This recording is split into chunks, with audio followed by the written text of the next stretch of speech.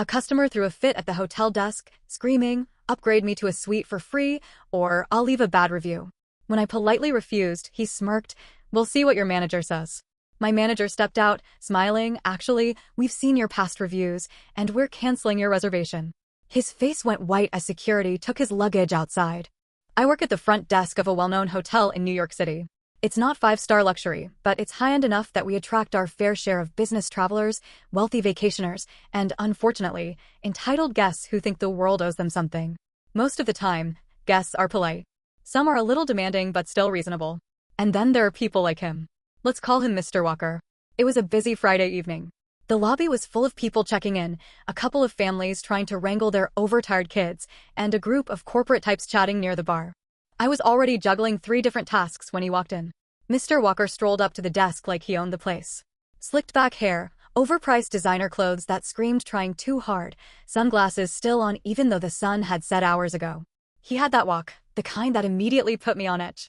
He tossed his credit card onto the counter without a word and started tapping on his phone. I pulled up his reservation, greeted him, and said, "I'll have you checked in shortly, Mr. Walker." Still looking at his phone, he muttered, "Upgrade me to a suite." Not a hello, not a please. Just a demand. I kept my voice polite but firm. "I'm sorry, but we don't have any complimentary suite upgrades available tonight." Now he looked up. He smirked. "You guys always have upgrades." "No, sir. Our suites are fully booked tonight." He leaned on the counter. "That's funny because I know how this works. I'm a regular here. I stay all the time. Just give me the upgrade." He wasn't a regular. A quick glance at his profile told me he had stayed here twice in the past year. Not exactly a VIP. I repeated myself. "I'm sorry, Mr. Walker, but the suites are all occupied." He laughed, one of those condescending, "you don't know who you're dealing with" laughs. "Okay, I'll make this simple. Either you upgrade me, or I'll leave a bad review." That kind of guest. I've dealt with people like him before. They think throwing around threats will make staff bend over backward for them. And unfortunately, sometimes it works. Hotels care about their online ratings, and these types know it. I gave him my best customer service smile. "I'm sorry, but I can't offer an upgrade." His smirk widened. "We'll see what your manager says."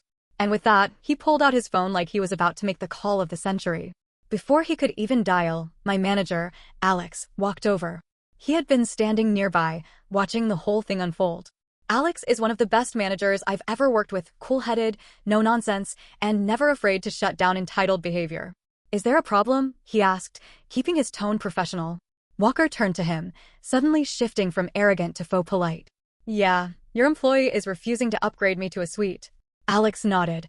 "That's correct. The suites are fully booked." Walker scoffed. "Come on. I know how this works. There's always something available. Just bump me up." Alex smiled. "I'm afraid that won't be possible." Walker's smirk started slipping. "This is ridiculous. I stay here all the time. Is this how you treat loyal customers?" Alex didn't blink. "Actually, we do know how you treat us." Walker frowned. "What's that supposed to mean?" Alex motioned toward the computer screen. "We've seen your past reservations. And more importantly, we've seen your reviews." Walker's confidence wavered for the first time. "So what?" Alex's smile didn't falter. "Well, here's the interesting part. You've left over 24 one-star reviews at hotels in our chain. And every single time, it's the same complaint: I wasn't given a free suite upgrade." Walker blinked. "You've done this in our New York location. And in Chicago, Miami, Los Angeles. Every time you check in, demand an upgrade, and if you don't get it, you post a nasty review." Walker shifted on his feet. "That's not, and when you do get an upgrade?" Alex continued. "Nothing. No review at all. You only post when you don't get your way." Walker swallowed. "You see," Alex went on, "hotels talk to each other. And corporate flagged your account a few months ago." Walker's face was turning red. That's ridiculous." Alex tilted his head. "Is it? Because just last month, you pulled the exact same stunt at our Miami property. And the one before that? LA. Walker's smirk was gone. "So," Alex said, still completely calm, "as per our policy for guests who abuse the review system, we're canceling your reservation." Walker's mouth actually fell open. "You can't do that." Alex smiled again. "Oh, but we can." I swear, you could hear a pin drop in the lobby. A few guests had stopped what they were doing to watch. Walker looked around, maybe hoping someone would come to his defense. No one did. You're going to cancel my stay?" he stammered. Alex nodded. "Yes. Security will bring your bags out front." You'll need to find somewhere else to stay tonight. Walker's hands clenched at his sides. I'll leave 100 bad reviews. Alex shrugged. You're welcome to do that. But considering we've already flagged your profile, they won't matter much. Walker was seething. You're making a huge mistake. Alex's voice was still friendly. No, I don't think we are. And just like that, security stepped up. One of the guards was already holding Walker's bags. Walker's face went white. He turned back to me, desperate now. You're really doing this? I smiled. Have a great night, Mr. Walker. Security gestured toward the door. For a second, I thought he might actually cause a scene. But then he seemed to realize that he had no power here. His mouth opened and closed, but no words came out. And then, finally, he turned and stomped toward the exit. At this point, we don't know what happened next. Maybe he left a bunch of fake reviews. Maybe he tried to book a room under a different name. Or maybe he just realized he finally got caught. What we do know. This was one of the most satisfying moments I've ever had at this job. And honestly, it was long overdue. As soon as Walker stormed out, the tension in the lobby broke. A couple of guests smirked. One woman near the concierge whispered, "That was incredible." My coworker James, who had been watching from the side, gave me a look that said, "What the hell just happened?" But I barely had time to process it because, within minutes, the phone at the front desk rang. Caller ID, unknown number. I answered, "Thank you for calling. I want to speak to your general manager." It was Walker. I put the call on hold and turned to Alex. "Guess who?" I said. Alex sighed. "He's not going to let this go, is he?" I took him off hold. "Sir, our general manager isn't available." "You think this is funny?" he shouted. I pulled the phone away from my ear. A couple of guests glanced over. "You will reinstate my reservation right now," Walker hissed. I kept my voice level. "I'm sorry, Mr. Walker, but our decision stands. You have no idea who you're messing with." "I have connections. You think I won't get you fired?" The classic, "I'm important," threat. "Sir, I'm going to have to end this call. Don't you dare click."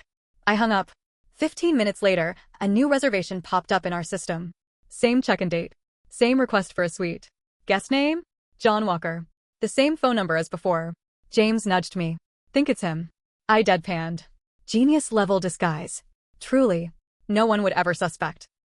Alex walked back over, took one look at the screen, and sighed. "Deny it. Mark his profile as a do not book." I did. Within 2 minutes, the phone rang again. Unknown number. I let it go to voicemail. The next call came in under a different name, Richard Smith. Same check-in date. Same credit card. Deny. Then another, Michael Brown. Same number. Deny. By the 5th attempt, security was laughing. Alex shook his head. He's really committed to this. I shrugged. Gotta admire the persistence of a grown man throwing a tantrum. Then, something unexpected happened. About an hour later, a new guest walked in. A tall man in a sleek business suit, carrying a leather briefcase. He had that smooth, effortless confidence of someone who was used to walking into hotels like he owned them. He stopped in front of the desk, slid his ID across the counter, and smiled.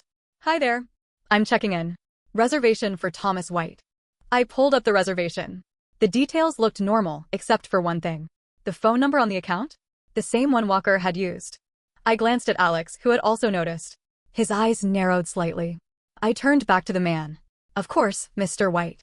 Just one moment." I excused myself, stepped away from the desk, and whispered to Alex, "That's him. It has to be." Alex stared at the man for a moment, then made a quick decision. "Let's play along." I returned to the desk and smiled. "Welcome, Mr. White. I just need to verify your payment method." The man nodded, sliding his credit card across. I swiped it. Declined. I looked up. The man didn't flinch. "Oh, I must have grabbed the wrong one," he said smoothly. He pulled out another. I tried again. Declined. He chuckled. "That's strange. Let me check my wallet." At that moment, one of the security guards walked up beside me. A big guy. Silent. Just standing there. The man hesitated. Alex stepped forward, folding his arms. "Mr. White," he said, voice calm, "do you want to tell us what's really going on?" The man's friendly smile faltered. "I'm just here to check in," he said carefully. Alex shook his head. "No, you're not." Silence. The man's expression flickered, just for a second. Then, in a move so fast it caught me off guard, he grabbed his ID off the counter, snatched his briefcase, and bolted toward the exit. Security was on him instantly. "Sir, stop," one of the guards called out.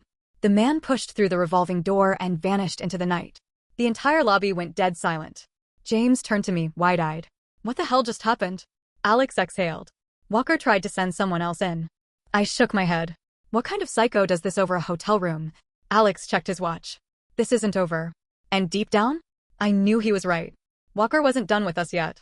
After the whole Mr. White incident, we thought maybe, just maybe, Walker would finally give up. We were wrong. That night, things got weird. It was past midnight when the hotel phone rang. By this point, the lobby was quiet except for a few night shift employees and a couple of guests coming in late. I picked up. Front desk, how can I assist you? Silence. Hello? Still nothing.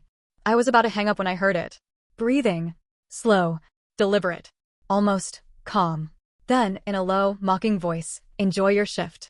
The line went dead. I felt my skin crawl. I checked the caller ID. Unknown number. I turned to James, who was going over the nightly audit. I think Walker just called. James frowned. What did he say? Just, enjoy your shift. James leaned back in his chair. Yeah, that's not creepy at all. I tried to shake it off. Maybe it was just a final attempt to mess with us before he finally moved on. I should have known better. Around 2 a.m., I took a quick break outside near the employee entrance. The air was cold, the street mostly empty except for a few parked cars. That's when I saw it. Across the street, just beyond the glow of the streetlights, a figure stood perfectly still. A man, watching the hotel. I couldn't see his face, but I knew. I knew. I stepped back inside and locked the door.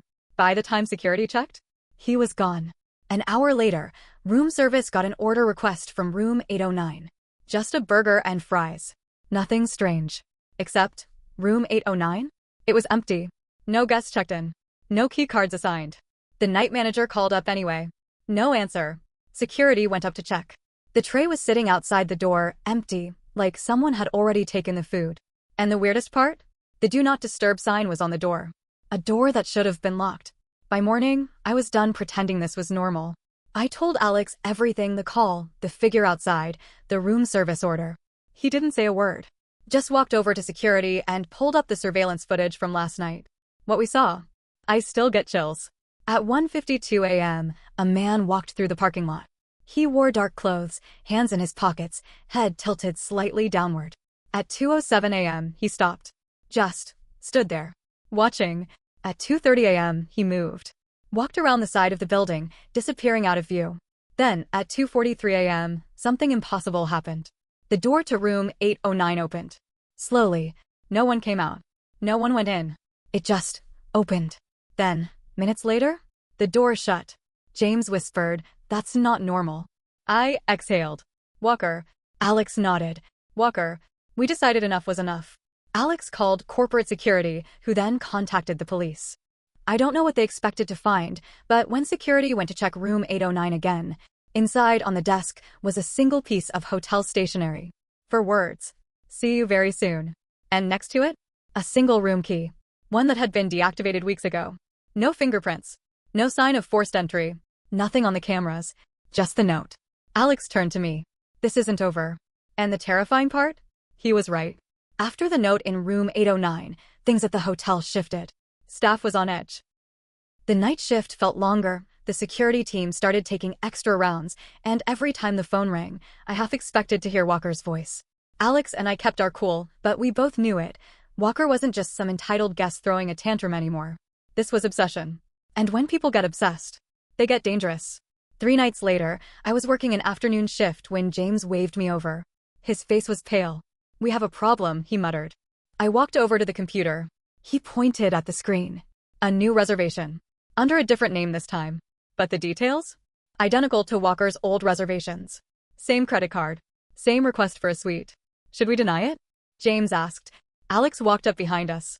No, James and I turned to him. Alex's face was stone cold. We let him check in. By evening, the hotel was ready. Security stationed near the elevators. Extra cameras monitored the hallways. The police were alerted and on standby. We didn't just want Walker caught. We wanted proof. And sure enough, at 7:45 p.m., a black car pulled up outside. A man stepped out wearing a navy blue suit. Slicked back hair. Sunglasses, even though the sun was going down. Walker walked into the hotel like nothing had happened. Like he hadn't been calling us, harassing us, stalking us. He approached the front desk and slid his ID over like we hadn't already seen this trick before.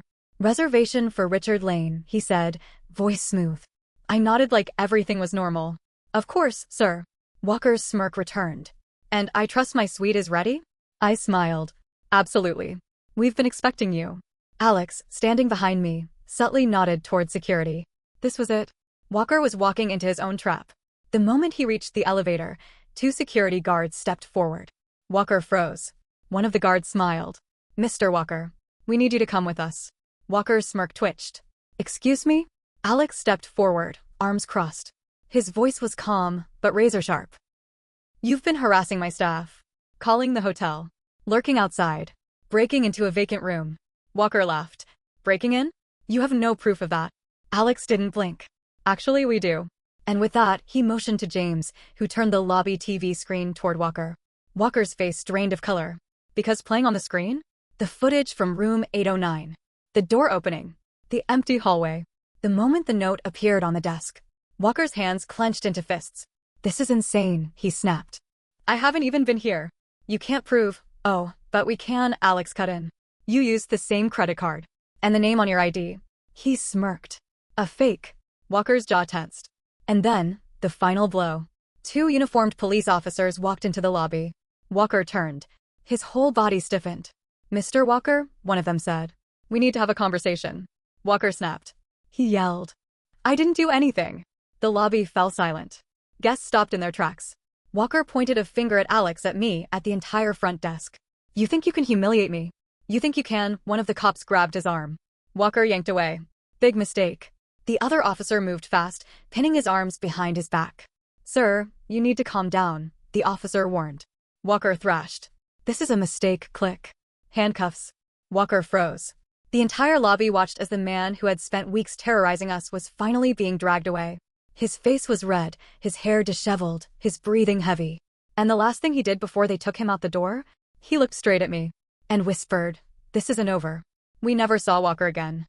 The hotel issued a permanent ban. His credit cards were blacklisted. His name flagged in every property in the chain. The police found more evidence. He had a history of harassing hotels. He'd done this before. But this time, he finally got caught. I thought I'd feel relief when it was over. But that night, when my shift ended, I found myself looking over my shoulder as I walked to my car. Because deep down, I knew he meant it. Some people don't let go. And maybe, just maybe, Walker wasn't done with us yet. But next time, we'd be ready. This whole thing taught me something. There are 2 types of people who throw tantrums when they don't get their way. The usual kind?